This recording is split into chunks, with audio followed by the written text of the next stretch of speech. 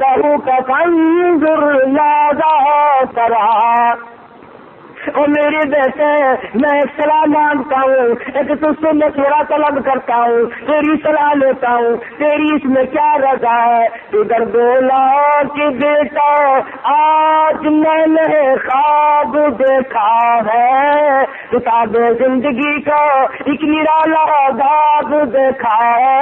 یہ دیکھا ہے کہ میں خود آپ تجھ کو ذبح کرتا ہوں, خدا کے نام سے تیرے لہو میں ہاتھ بھرتا ہوں. اللہ کا امر ہے, اللہ کا فیصلہ ہے. خدا بند کریم نے تیری قربانی مانگی ہے, میں اللہ کے نام پر تجھے ذبح کر رہا ہوں. اسی لیے نبی کریم صلی اللہ علیہ وسلم کی امت کو حکم ہے کہ قربانی کا جانور اپنے ہاتھ سے ذبح کیا کرو, زیادہ ثواب ہے. یا کم سے کم پاس کھڑے ہو کر جھولی پھیلا کر قبولیت کی دعا مانگا کر, الہی میں اس قابل کہاں کہ قربانی دوں, یہ تیری کریمی ہوئی جو میں نے قربانی دی, قبول فرما. سب اللہ پاک کی طرف سے ہے. حضرت ابراہیم علیہ السلام نے اپنے بیٹے سے صلاح مانگی, مشورہ طلب فرمایا. بیٹا کون کا کم تھا؟ پیغمبر کی اولاد ہے, پیغمبر ہے, اور وہ نبی جس کی نسل میں سے سرکار مدینہ حضرت محمد رسول اللہ صلی اللہ تعالی علیہ وسلم تشریف لا رہے ہیں. جس طرح سے نبوت کو نکل کیا جا رہا ہے, تعریف کی جا رہی ہے, قربانی تر قربانی, قربانی تر قربانی لے کر ذات محمد رسول اللہ صلی اللہ علیہ وسلم کی نبوت کو چمکایا جا رہا ہے. مشورہ مانگا, فوراً بول اٹھا بیٹا, قال یا ابت افعل ما تؤمر. اور میرے ابا جو کچھ آپ کو حکم ملا اس میں دیر نہ کرے. جو امر ملا ہے, جو فیصلہ ملا ہے, جو خدا بند کریم کی طرف سے حکم ملا ہے, کیا گزرے آپ. رہی میری بات, ستجدنی انشاء اللہ من الصابرین. فرمایا میرے ابا جان مجھ سے امید نہ رکھو, میں بھاگ جاؤں گا, میں دوڑ جاؤں گا, میں اپنے آپ کو اللہ کی راہ میں قربانی دیتے ہوئے بڑی خوشی محسوس کروں گا. ستجدنی انشاءاللہ. اگر آپ عربی جانتے خدا کی قسم جدھر پھٹ جاتا ہے, قلب پھٹ جاتے اس جملے سے. اور پیغمبر اللہ سے کتنا ڈرتا ہے, حالانکہ ہونے والا پیغمبر ہے, خلیل کا بیٹا ہے, اسماعیل علیہ السلام ہے. پھر یوں کہہ سکتا تھا ستجدنی اللہ من الصابرین, مجھے آپ صبر کرنے والوں میں سے پائیں گے. اسماعیل علیہ السلام نے کتنی صاف بات کی, فرمایا یہ ثابت قدمی میرے بس کی بات نہیں, میرا پروردگار میرا قدم تھام کے رکھے گا.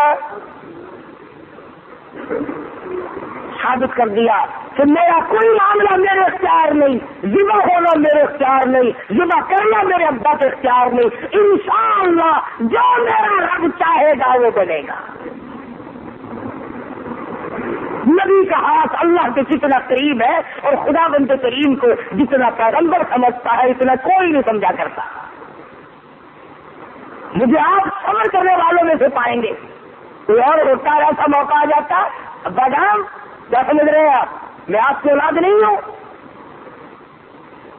اس سے آپ کوئی ایسی توقع نہ رکھے کہ میں بھاگنے والا ہوں.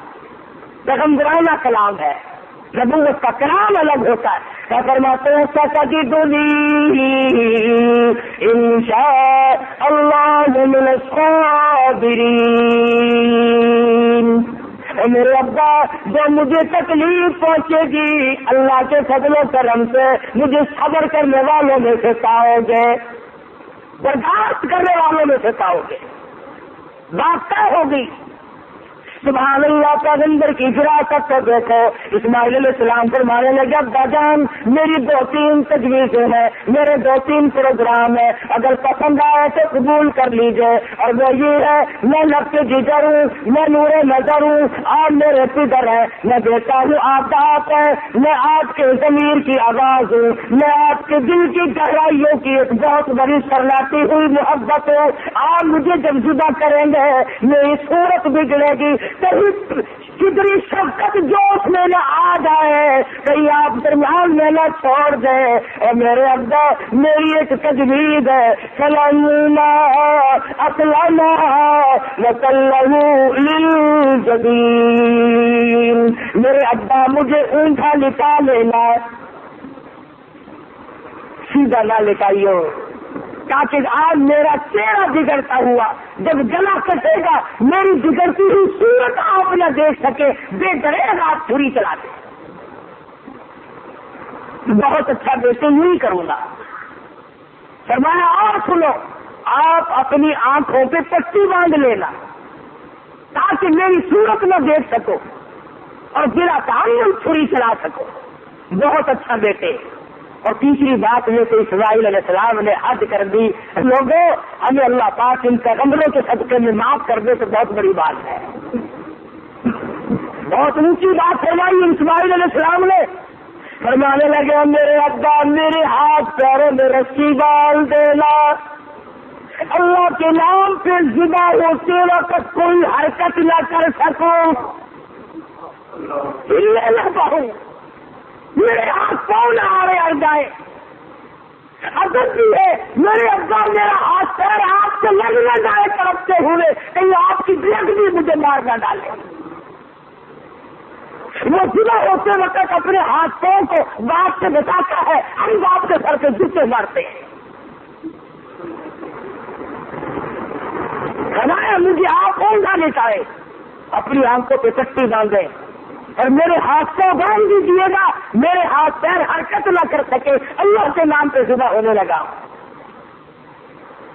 مان لی گئی بات، ٹھیک ہے، یہ تینوں تجویزیں دیکھا مجھے بڑی پسند آئی اور میں ان تینوں تجویزوں کو سنبھالتا ہوں۔ تیاری ہوئی، تیار ہے دونوں، اس لیے کہتا ہوں وہ تیار، وہ تیار، ہر طرح سے دونوں باپ اور بیٹا، اب ہر طرح تیار دونوں باپ اور بیٹا، پھر اس نے سنبھالی تو یہ جھٹ قدموں میں آ لیتا۔ اسماعیل علیہ السلام کو ابراہیم علیہ السلام پکڑ میں نہیں گئے، وہ دوڑتے نہیں پھرے، ادھر انہوں نے چھری تیار کی، ادھر آواز دی اسماعیل آؤ اللہ کے نام پہ ذبح ہونے کے لیے۔ اسماعیل علیہ السلام ابا کے قدموں میں خود بخود لیٹ گئے۔ کوئی ایسی بات نہیں، ابا کے دل میں یہ بات نہیں اب کیا بنے گی، اب میرا بیٹا ذبح ہو جائے گا، لگتے جگر رخصت ہو جائے گا، کسے بیٹا کہہ کے بلاؤں گا، مجھے کون ابا کہہ کر کے بلایا کرے گا، یہ تمام چیزیں رخصت ہے، کسی قسم کی پریشانی نہیں، نہ بیٹے کے دل میں ہے نہ باپ کے دل میں ہے، جو اللہ خوش ہے اللہ راضی ہو جائے۔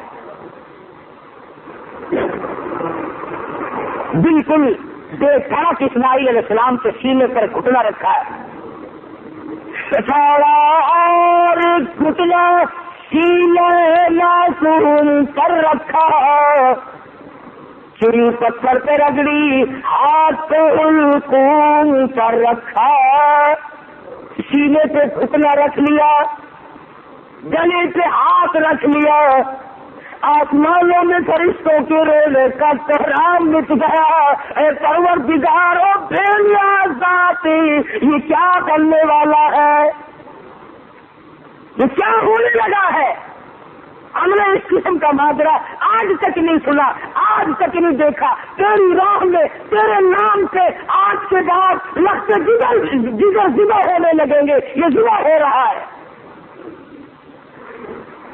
پروردگار عالم کی طرف سے آواز آئی اور چھری خبردار اگر ایک بال بھی کاٹا، خبردار اگر بال کاٹا جہنم میں جلنا پڑے گا. چھری چلا رہے ہیں, چھری چلتی ہے کاٹتی نہیں. اسماعیل علیہ السلام نے کہا ابا زور سے چلاؤ. میرے بیٹا میں تو چلا رہا ہوں, چلتی نہیں ہے, میرے ہاتھوں کو خون لگا نہیں, میں انتظار کر رہا ہوں.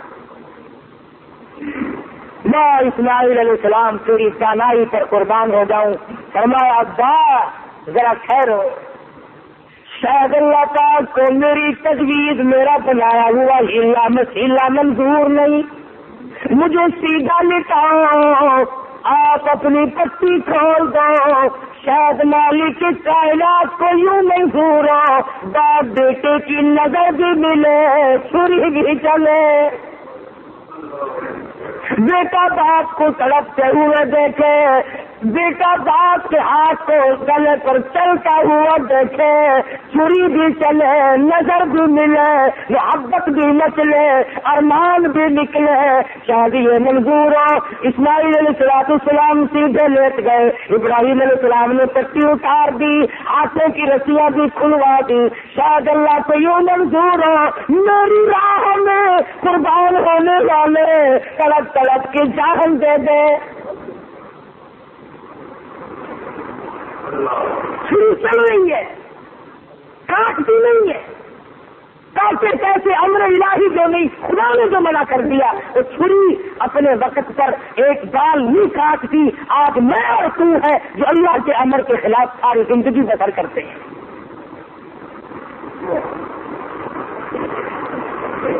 اسماعیل علیہ السلام پوچھتے ہیں ابا مجھے تکلیف اب بھی نہیں ہوئی.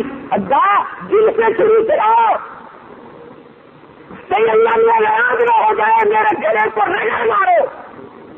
میرے بیٹے میں زور لگا کے چلا رہا ہوں. فرمانے لگے ابا جان ایک ترکیب اور میری سمجھ میں آئی, چھری کی نوک میرے گلے پہ رکھ کر نبوت کا سارا وزن ڈال دو. چھری کی نوک میرے گلے پہ رکھ کر نبوت کا سارا وزن ڈال دو, اس طرح سے ذبح ہو جاؤں گا. اللہ پاک نے چھری کو حکم دیا ہوا, خبردار اگر ایک رنگ کا بھی کاٹا. تجھے کیا معلوم ہے چھری کی شامت آ گئی, اوپر بھی نبی نیچے بھی نبی, کہاں جائے کس طرح سے کرے. اوپر بھی پیغمبر ہے نیچے بھی پیغمبر ہے. ادھر اللہ میاں نے حکم دے رکھا ہے او چھری اگر ایک رونگ کا بھی کاٹ دیا تجھے معلوم ہونا چاہیے یہ وہ اسماعیل ذبیح اللہ ہے جس کی نسل میں سے میں آمنہ کے در یتیم حضرت محمد کریم صلی اللہ علیہ وسلم کو لانا چاہتا ہوں. چھری بڑی مجبور ہے, نیچے پیغمبر ہے اوپر بھی پیغمبر ہے. تھوڑا سا راستہ لکڑی کے گتے میں ملا, اس میں تو اتر گئی, لکڑی میں تو گھس گئی, مگر نیچے اسماعیل علیہ السلام کا رنگ کا نہ کاٹا. پریشان ہے ہوا کیا. اتنی دیر میں دیکھتے چاہے آسمان کی طرف سے ایک دمبا آ کے پڑا اور آواز آئی یہ جنت کا رہنے والا دمبا, اس کی قربانی دو. آواز آتی ہے بنا دینا یا ابراہیم قد صدقت الرؤیا, اور میرے خلیل آپ نے اپنے خواب کو سچا کر دکھایا. إِنَّا كَذَلِكَ نَجْزِي الْمُحْسِنِينَ, ہم نیکی کرنے والوں کو یوں بدلہ دیا کرتے ہیں. وَفَدَيْنَاهُ بِذِبْحٍ عَظِيمٍ, یہ دمبا آیا ہے اس کی قربانی دو. اور میرے خلیل ہم نے آپ کے بچے کی قربانی قبول کر لی اور ہم نے سوچا کہ یہ خالی جھولی گھر لے جائے, دمبے کی قربانی کر کے ساتھ لے جائے تاکہ حاضروں کو بھی پتہ چلے ہم قبول کرنے والے ہیں. إِنَّ هَذَا لَهُوَ الْبَلَاءُ الْمُبِينُ, یہ بہت بڑی آزمائش تھی, یہ بہت بڑا امتحان تھا. اللہ میاں فرماتے ہیں میرے خلیل تو امتحان میں پاس ہے. زیادہ لوگ کہہ دیا کرتے ہیں جی پیغمبروں کو پتا ہوتا ہے کہ یہ انجام ہوگا. اگر اسماعیل علیہ السلام کو پتا ہو کہ بھئی یہ یوں پوری ساری چلے گی، میرا کٹے بچے گا کچھ نہیں. اور ابراہیم علیہ السلام کو اگر پتا ہو کہ یہ جائے گا کہیں میرا لخت جگر میرے ساتھ رہے گا، یوں ہی دکھاوا ہے، پھر یہ امتحان کیا ہوا، پھر یہ رضا خدا بندی کیا ہوئی، یہ تو ڈرامہ بن گیا. مزہ تو تب ہے حاجرہ کو پتا نہ ہو، اسماعیل علیہ السلام کو پتا نہ ہو، ابراہیم علیہ السلام کو پتا نہ ہو ہونے والا کیا ہے، اور بعد میں اطلاع ملی. فرمایا اے میرے خلیل انا کذالک نجزی المحسنین، آپ میرے ان بندوں میں سے ہیں جن کو میں بڑی بہترین جزا دینے والا ہوں. اور فرمایا خلیل میں اس طرح طریقے کو قیامت تک کے لوگوں میں رائج کروں گا. وہ قربانی بکرے کی دیں گے، گنڈے کی دیں گے، گائے کی دیں گے، اونٹ کی دیں گے، مجھے اپنی کبریائی کی قسم میں ان کو ثواب اتنا ہی دوں گا جیسا کہ آج ہم تجھے بچہ اور بیٹا ذبح کرنے پر عطا فرما رہے ہیں. اگر تو اسماعیل کی قربانی کے صدقے میں جزا اتنی ملے گی، اللہ پاک کی طرف سے انعام اتنا ہی ملے گا خلیل جو میں آج تمہیں دے رہا. محمد عربی صلی اللہ علیہ وسلم نے ساری عمر شریف میں جتنے سال کی آپ کی عمر ہوتی تھی اتنے ہی اونٹ ذبح کیا کرتے تھے، اور پھر کئی اونٹوں کو لے کر تشریف لاتے. فرمایا یہ میری امت کی طرف سے ہے، امتی جو قربانی نہیں دے سکتا میں محمد رسول اللہ صلی اللہ علیہ وسلم ان کی طرف سے قربانی دے رہا ہوں. ایسا نبی عطا ہوا، ایسا پیغمبر ہمیں ملا جو ہماری طرف سے قربانی دے کر کے گیا. آج ہمیں بھی چاہیے اللہ پاک اگر توفیق دے جہاں اپنی طرف سے قربانی کریں وہاں حضرت محمد کریم صلی اللہ علیہ وسلم کی طرف سے بھی ہم قربانی کریں تاکہ امتی ہونے کا حق ادا ہو. پھر ہم ایسا جانور تلاش کریں جو ہمارے دل کو لگتا ہو، جو ہمارے من کو بھاتا ہو. اس معاملے میں اللہ میاں نے تیرے کے اوپر چھوڑ دیا، جو تجھے اچھا لگتا بس وہی خدا کو اچھا لگتا ہے، جو تیرے من کو نہیں بھاتا وہ خدا کو بھی نہیں بھاتا. لنگڑا نہ ہو، کانوں سے بچا نہ ہو، بے سنگا نہ ہو، کمزور اور پتلا نہ ہو، خوبصورت حسین جانور ہو، طاقتور ہو.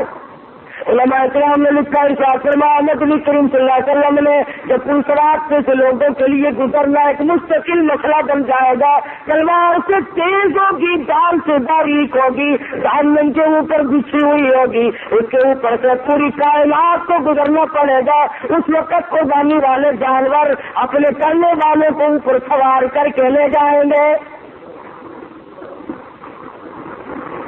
ارشاد فرمایا نبی کریم صلی اللہ علیہ وسلم نے جانور کے بدن کے جتنے بال ہوتے ہیں اتنی نیکیاں لکھ دی جاتی ہے. بہت بڑا اجر، بہت بڑا انعام ہے اللہ میاں کا اس امت پر جو حضرت محمد رسول اللہ صلی اللہ علیہ وسلم کی طفیل آپ کو ملی ہے. عید والے دن عید کی نماز کے بعد سے لے کر 3 دن تک دن میں قربانی کرنا جائز ہے. پہلے دن بھی، دوسرے دن بھی، تیسرے دن بھی. اگر آپ کو کرنے والا صحیح آدمی میسر نہ آئے تو گڑبڑ نہ کرے، یوں ہی کٹا نہ کٹا برابر ہے، پریشان ہے. افراتفری کا زمانہ ہے، اس لیے اللہ میاں عالم الغیب ہے، وہ جانتا تھا ایک وقت آئے گا کہ لوگ قربانی زیادہ دیں گے، صفائی کم ہو جائیں گے. اگر وہ ایک ہی دن رکھ دیتا نا، آپ یقین کریں 1000 روپے سے کم نہ صفائی مانگتا. کہتا جتنے کا جانور اتنے ہی کم ہے، یا مجھے صبح کر لے کے جانور کو کر لے. شکر 3 دن ہے ان کی کمر ٹوٹ گئی، ورنہ بابا توبہ میری کچھ ہی نہ. اللہ نے عالم الغیب وہ جانتا ہے. فرمایا اس مشکل سے بچنے کے لیے 3 دن قربانی کے صحیح ہیں. پہلے دن کرو، دوسرے دن کرو، تیسرے دن کرو، اور پھر ایسی صورت میں کرو کہ تم وہاں پر موجود ہو. تیرا پالا ہوا جانور، تیرے من کو بھایا ہوا جانور تم ذبح ہوگا، ادھر خون بہے گا. فرمایا اور میرے بندے میں تیرا گوشت کھانے نہیں آتا، میں تیرا چمڑا لینے نہیں آتا، میں تیرے گوشت کا بھوکا نہیں، تقویٰ منکم. فرمایا ادھر تیری قربانی کا خون زمین پہ کچرا گرتا ہے، اللہ میں قبول کر لیتا. تقویٰ منکم، میں تو تیرے دل کا تقویٰ دیکھتا ہوں، یہ کیا رہا ہے. اب بتلائیے یہ تو کوئی تقویٰ نہیں نا، حرام کے پیسوں سے اگر جانور خریدا یا رشوت میں ہی منگوا لیا. اکثر لوگ منگوا لیتے ہیں جو ان کے بڑے بڑے ملنے والے ہوتے ہیں، ملا کرا ہے 2 بکرے تو بھیج دینا اس مرتبہ. پچھلے سال بھی آپ نے نہیں بھیجے، انہوں نے کہا اچھا جی ضرور بھیجیں گے، میرے مقدمے کا خیال رکھنا کہ ہاں وہ ہو جائے گا، تم بکرے تو لاؤ. یہ قربانی ہو رہی ہے. جوئے کا پیسہ، رشوت کا پیسہ، ملاوٹ کا پیسہ. اگر تم حرام پیسے کما کر کے چاہے 1 لاکھ قربانی کرو، اللہ کے نبی کا فرمان ہے کوئی قابل قبول نہیں. حلال سے قربانی دو اور تمام چیزیں جو ہے وہ سوچ سمجھ کر انجام دو. ہر اس آدمی کے قربانی فرض اور واجب ہے جو 52 تولے چاندی کا مالک بنا رہا ہو سارے سال. اس کی یہ نصاب ہے قربانی کا، تو ہر شخص کو قربانی کرنی چاہیے. سنت خلیل بھی ہے اور سنت حبیب بھی ہے صلی اللہ علیہ وسلم. باقی رہا مسئلہ یہ کہ آپ قربانی دے کر گوشت کے 3 حصے کریں، ایک اپنے لیے، ایک عزیز و اقربا رشتے داروں کے لیے، ایک غربا اور مسکین کے لیے. ہمارے یہاں کیا ہے، جس کے یہاں ہم دینے چلے وہی ہمارے یہاں لا رہے ہیں. کئی مرتبہ راستے میں ہی ایکسیڈنٹ ہو جاتا ہے، خالہ ہم تمہارے گھر چلے تھے، ہاں پھوپھی ہم تمہارے گھر چلے ہیں. یہاں کون جائے؟ جو بیوہ، جو غریب مصیبت کی ماری ہوئی اپنے بچوں کو لیے بیٹھی ہے، اس کے یہاں سے پلیٹ نکلے تو پلیٹ آئے. اور آخری مسئلہ جو ہے وہ قربانی کی کھال کا ہے. آپ جب تک اس کو بھی صحیح مصرف جہاں دل گواہی دے نہیں پہنچائیں گے تو پھر بھی آپ کی قربانی قبول نہیں ہوگی. آلکس کے مارے خون میں بھری ہوئی کھال پڑی ہے، وہ کرنے والے نے کہہ دیا کہ شیخ جی اب دینی ہے جا کے آتے اور کھانا سے فکریں گے، اب پڑو پھر کتنے پیسے دے دے گا. اور میں نے کی پتا، میری تو کریانے کی دکان ہے، کھلا کا پاتے نہیں پتا ہو، اب پڑو بھی 15 روپیے. چلو جی کیڑا لے کے جا رہے تھے، کپڑے چاہیے گلے پائے ہوئے اور کیڑا کھچی پھرے تو 15 میں لے گیا. 65 کی چیز تھی 15 میں، تم نے سر سے ٹلانے کی غرض سے اگر کی تو قربانی کا ناش کر دیا. مستحق تک پہنچاؤ، اپنے محلے میں غریب کو دو، خود بیچ آؤ، بیوہ کو دو. اگر تم بیچ کر جو پیسے تم نے بانٹے ہیں ان پیسوں کو تبدیل کرنے کی اجازت نہیں ہے. مسئلے سمجھا دو شریعت کے. مثلاً 100 روپے میں تم نے کھال بیچی تو 200 روپیہ اس کھال کے بدلے میں ملا، وہ 10 کے تھے، آپ کو کھلے کی ضرورت پڑی، 100 کا نوٹ اس جگہ رکھ دیا اور کھلے لے لیا جائے کہ نہیں؟ ہمارے جو بدلے میں ملے. بڑا پرہیز ہے. اس سڑک سے گزرتے ہوئے ایک مسافر مر گیا، ہمیں پتا چلا. ہمارے پاس بکرے کی گائے کی کھال کے پیسے رکھے ہوئے تھے. ہم نے کہا چلو بھائی بلا وارث بے غریب کہاں کا ہے، بیچارہ فوت ہو گیا مر گیا، کفن ڈال دے. اللہ کے نبی نے فرمایا ہرگز جائز نہیں. قربانی کی کھال کے پیسوں سے مسافر کے کفن نہیں ڈالا جا سکتا، مسجد میں بھی خرچ کیے جا سکتے، تنخواہ سمجھ کر امام کو نہیں دیے جا سکتے، سید کو دینا جائز نہیں. قربانی کی کھال کا پیسہ سید کو دینا جائز نہیں. آپ ایسے دھکا مار کے سید کھا لے تو کوئی حرج نہیں. فرمایا یہ غریب طالب علموں کا حق ہے، مساکین کا حق ہے. بیوہ کو، غریب کو خود دو یا مدرسے میں پہنچاؤ جو طالب علم اس کے صحیح معنوں میں مستحق ہے. اور آخری بات کہہ دوں، جس کا دل چاہے، جس کا مجھ پر اعتماد ہو، جس کا مجھ پر 100% یقین ہو. ہمارا بھی آج قرآن کریم کا مدرسہ ہے، 2 استاد پڑھاتے ہیں، الحمدللہ بچے بھی ہیں، وہ ہمیں پہنچا دے یا ہمیں اطلاع کر دے، ہم منگوا لیں گے. مدمزم والا بندہ بالکل نہ دے. جس کے دل میں یہ بات ہو کہ قاری حنیف نے کھانے کے ڈھنگ بنائے، ہمیں اس کی کھال نہیں چاہیے، بالکل نہیں چاہیے. میرا مدرسہ الحمدللہ کسی کا محتاج نہیں. کبھی میں کہیں چندے مانگنے نہیں گیا، اور دیکھ لو بڑھ رہا ہے، بڑھ رہا ہے. انشاءاللہ اتنا میں زندہ ہوں یہ بنتا رہے گا، بڑھتا رہے گا. اس لیے جس کا دل چاہے وہ یہاں پہنچا دے. اور ادارے ہیں، مدارس ہے، وہاں دے. میرا کوئی ٹیکس نہیں ہے کہ مجھے ہی دے کے جانا. اور تکبیرات تشریف بڑا واجب مسئلہ ہے. عورتیں بھی بھول جاتی ہیں، مرد بھی بھول جاتے، گھروں میں جا کر کے بتانا دیکھو سال بھر میں تکبیر آئی ہے، جس کی تکبیر رہ گئی اور اسی سال میں موت آئی تو خسارہ ہو گیا نا۔